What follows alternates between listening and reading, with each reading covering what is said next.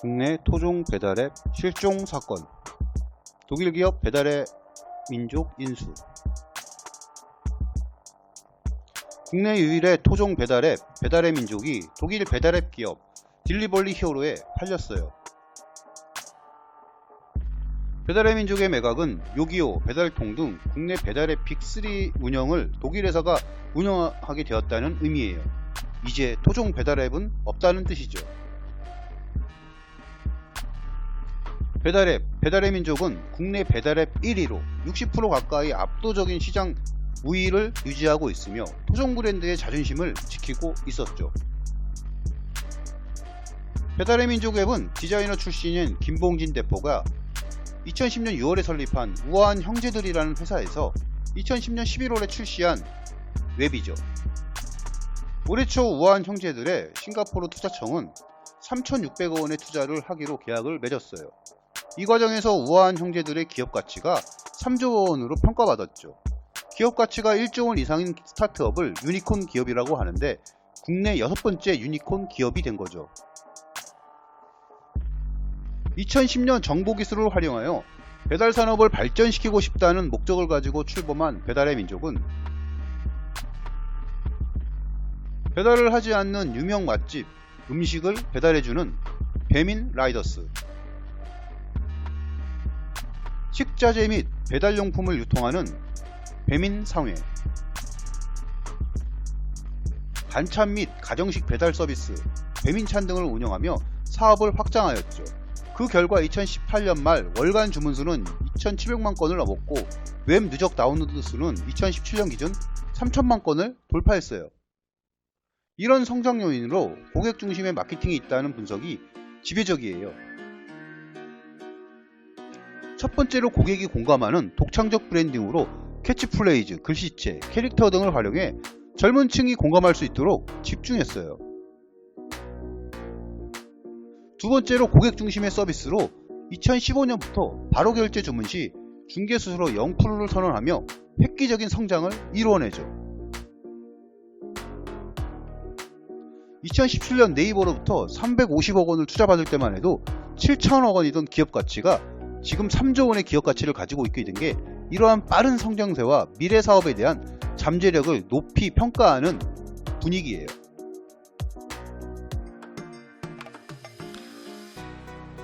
국내 배달앱 시장 규모는 약 3조 원 수준으로 보고 있는데 이는 2013년 3천억이던 것에 비해 무려 10배 가까이 성장한 거죠. 현재 국내 배달앱 시장은 배달앱 민족을 선두로 딜리버리 히어로 코리아가 운영하고 있는 요기요, 배달통 등 3개 업체가 과점하고 있는 형국이에요. 각각의 시장 점유율은 60%, 30%, 10% 수준이죠. 국내 2, 3위 업체를 운영하는 딜리버리 히어로는 독일 베를린에 본사를 두고 전세계 40개 국가에서 총 28개 브랜드를 운영하고 있는 글로벌 브랜드로 창업 6년 만에 독일 거래소에 상장되는 등 성장세가 무서운 기업이죠. 해외 배달 서비스 시장도 블루오션으로 평가하며 글로벌 음식 배달 시장을 약 40조 원 규모로 스위스 투자은행 UBS는 평가했죠.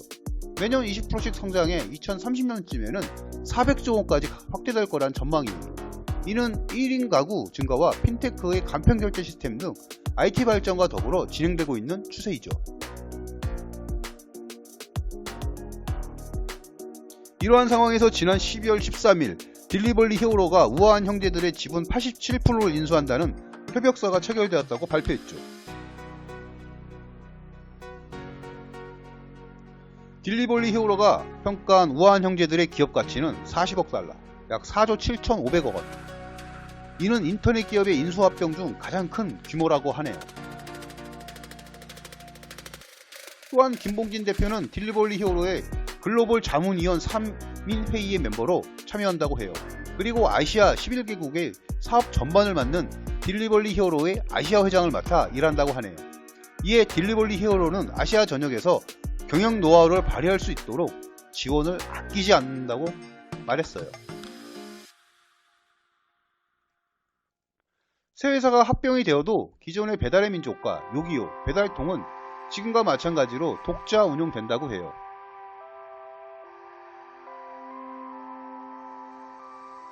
이에 우아한 형제들의 관계자는 이번 협력은 대형 IT 플랫폼들의 도전에 맞서 좋은 음식을 먹고 싶은 곳에서라는 배민의 경영 철학을 실현하기 위한 선택이라며 장기적으로 소비자, 음식점주, 라이더 모두에게 혜택이 돌아가고 일자리 창출에도 크게 기여할 것이라고 말해요. 그럼 딜리버리 히어로는 왜 배달의 민족을 인수했을까요? 첫 번째, 한국의 음식 배달 시장이 전 세계에서 손꼽히는 규모예요. 배달 시장 규모로만 비교하면 미국과 같은 수준이라고 해요. 두 번째, 검증된 수익성. 배달의 민족은 200% 가까운 매출 증가를 하고 있으며 이익률도 높아서 지난해 약 600억 원의 영업이익을 거뒀어요.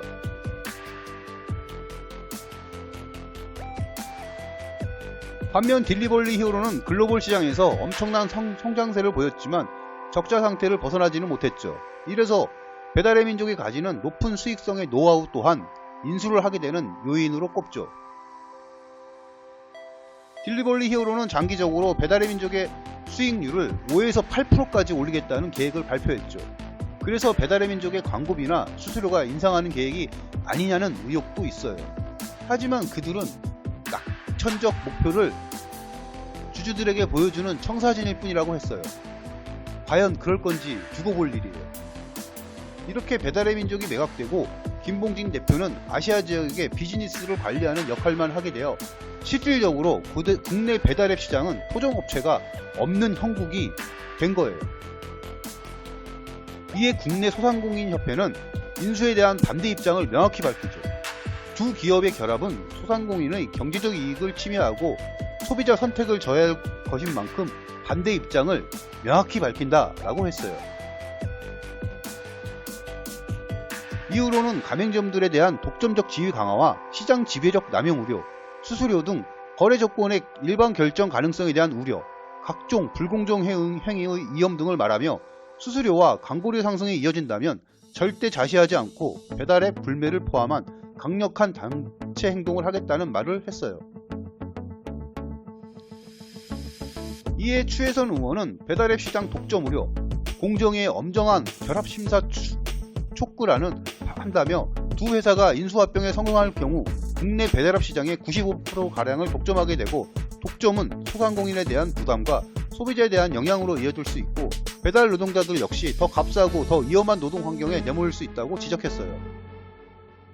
우리나라에서는 특정 기업이 시장을 좌지우지하는 시장 지배적 사업자가 될 경우 시장 질서가 교란될 수 있어 그 부담은 고스란히 소비자에게 돌아가게 되어 이에 독점 규제 및 공정거래에 관한 법률은 시장 지배적 사업자가 탄생할 수 있는 인수합병을 규제하고 있어요.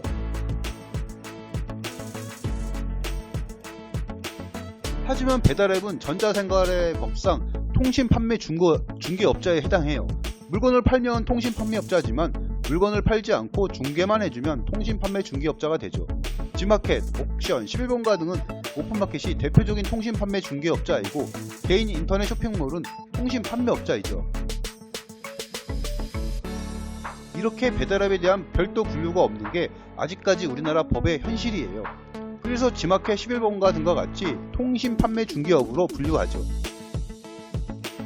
배달의 민족 인수가 업계 1, 3위 간의 결합임에도 가능한 이유가 바로 여기에 있어요. 다시 말해 배달앱 시장만 본다면 독점이 분명하지만 통신판매 중개업 전체로 본다면 독점은 성립되지 않죠. 통신판매 중개업에는 아까 말했듯이 G마켓, 11번가, 옥션 등의 온라인 마켓도 포함되니까요.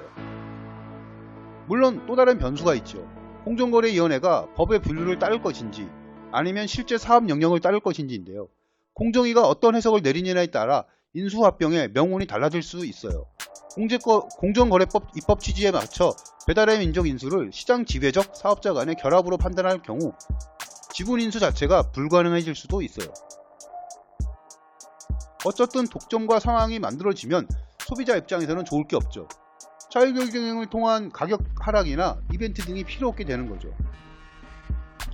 또한 그 전부터 문제가 되던 배달앱의 불분명한 법적 지위로 인해 배달서고에 대한 법적 책임이 불분명해지죠. 이에 책임은 지지 않은 채 수수료만 챙겨간다는 지적이 많았던 것도 사실이에요. 통신판매 중개업자에게 법적 책임을 물을 수 있는 개정안이 발의되었지만 국회 문턱을 넘지는 못했죠. 2010년 배달앱의 등장으로 요식업의 생태계가 많이 변하게 되었죠. 기존의 전단지나 음식 잡지 등을 보고 전화하던 시대에서 더 간편하게 편리하게 주문과 결제가 가능해지고 배달이 되지 않던 음식까지 편히 배달해 먹을 수 있게 된 거죠. 또한 배달원들의 복지나 근로정책도 진일보해진 것도 사실이에요. 그럼에도 불구하고 배달앱의 높은 수수료와 광고비는 소상공인들을 힘들게 하는 요인이기도 하죠. 예전 전화 배달이나 잡지 배달은 수수료가 없고 잡지에 소정의 광고를 지불했던 거에 비해 이제는 이미 안 하면 뒤처지는 배달앱 시장에 힘에 빠져 소상공인에게 필수적인 마케팅 수단이 된 지 오래이고 그에 따르는 마케팅 비용이 엄청난 것도 사실이에요. 또한 아직도 배달원의 근로작성 인정에 대한 지적이 있는 게 사실이에요. 보통 소상공인들은 빅3 배달앱을 다 운영하다 보니 수수료뿐만 아니라 그 비용은 더 커질 수밖에 없죠. 그들의 광고비에 대한 유혹이 대표적이죠. 각 배달앱의 사장님 사이트에서 열심히 홍보를 위해 광고비들을 지불해야 하는 구조이고 키워드, 광고 신청 등이 오픈마켓 판매와 비슷하죠. 우리나라의 앱들이 이런 앱들이면 어떨까요? 인류 공영 발전의 보편적 가치로 이바지할 수 있는 웹, 누구의 손해도 없이 누구에게 이득이 되는 웹, 불특정 다수 누구나 손쉽게 할 수 있는 웹, 서로 간의 최소 비용을 발생시키는 공정한 웹.